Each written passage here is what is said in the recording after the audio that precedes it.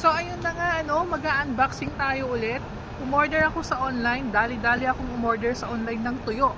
Kasi nga is, nagkikrave ako ng tuyo and sakto nung Sunday, nagpaalam sa akin si Bossing na aalis sila this coming Wednesday. So today yon. And 3 days sila sa out of town maybe. And siguro mga Saturday na sila dadating or Friday. O kahit ano pa man doon, basta ang mahalaga, maluto ko itong tuyo. So bubuksan natin nag-order ako sa aking supplier. Siyempre kapag sa supplier ka magbibili, mura, di ba? So buksan natin. 2023 pa ako last kumain ng tuyo eh. Kaya my goodness, nami-miss ko na to. And meron akong ipapakita sa inyo na karagdagan ng aking tuyo. Para naman sold, di ba? Mamaya magsasangag ako ng kanin. Tapos wow. Meron akong sampalok. Wow, unexpected. Meron na naman akong sampalok, binigay ko ng aking supplier. And ito yung in-order ko, Eden. Nagbayad lang ako ng 100 NT dito. And free tuyo. Free na daw to sa akin. Wow. O, diba? Meron akong tuyo. Alam, daming tuyo. Grabe naman. Talagang binigyan ako ng marami. Siguro para makakain ako ng madaming tuyo. Kaya nakakamiss yung tuyo ay. Tapos wala na. Alam nyo ba, bumili ako ng talong. Ayan. Ang haba ng talong. Tapos bumili ako ng itlog. Ayan.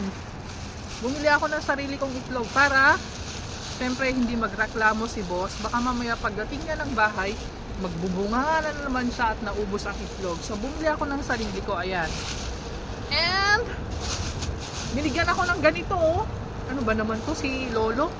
Ayan oh. Pag bumibili kasi ako doon, laging may free. Ewan ko ba doon? Gusto niya akong bumibili doon eh. Ang bango. Sabi niya ilagay ko daw sa talong. Eh hindi naman ako magluluto ng Chinese na talong, no? Kaya ilalagay ko na lang to sa rep at kapag magluto ako ng talong ulit, ilalagay ko to. Para hindi masayang kasi nga kawawa naman yung lolo na nag-effort niyan. Tapos bumili ako ng suka. Isasawsaw ko sa talong. Ayan. Isasawsaw ko din eh. Ayan. And isasawsaw ko dito. Ayan. O, diba partner?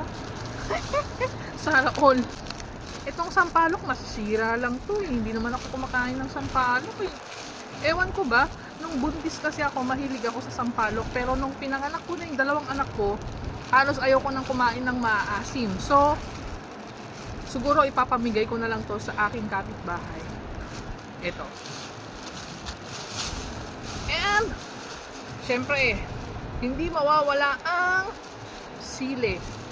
Oh, binigyan din ako ni Lolo ng sili. Ayan oh, kabait lang. Alam nyo, sa totoo lang, kapag nag-alaga kayo ng matanda, piliin nyo yung lolo. Yung cute ang mukha, tapos yung parang angel ang mukha, yung parang sa lolo ko. Para hindi kayo mamanyak. Kasi nga, di ba, sinasabi nila, ang mga lolo daw dito, manyak, ganyan. Pero ako, 3 alaga ko na lolo, puro mababait. Ako lang ang medyo demonita. Pero yung mga alaga kong lolo, sobrang bait. Hindi nila ako pinakitaan ng kung ano-ano. Kasi nga, siguro mabait din ako. Kaya ganun. Kaya walang harassment na nangyayari pag nag-aalaga ako ng lolo. Kaya bet ko ang lolo. Ay, ilalagay ko sa bag ko ngayon. Paano ko ngayon ilalagay sa bag? Siyempre, mahiwaga yung bag ko, kaya kasya yan. Ako pa!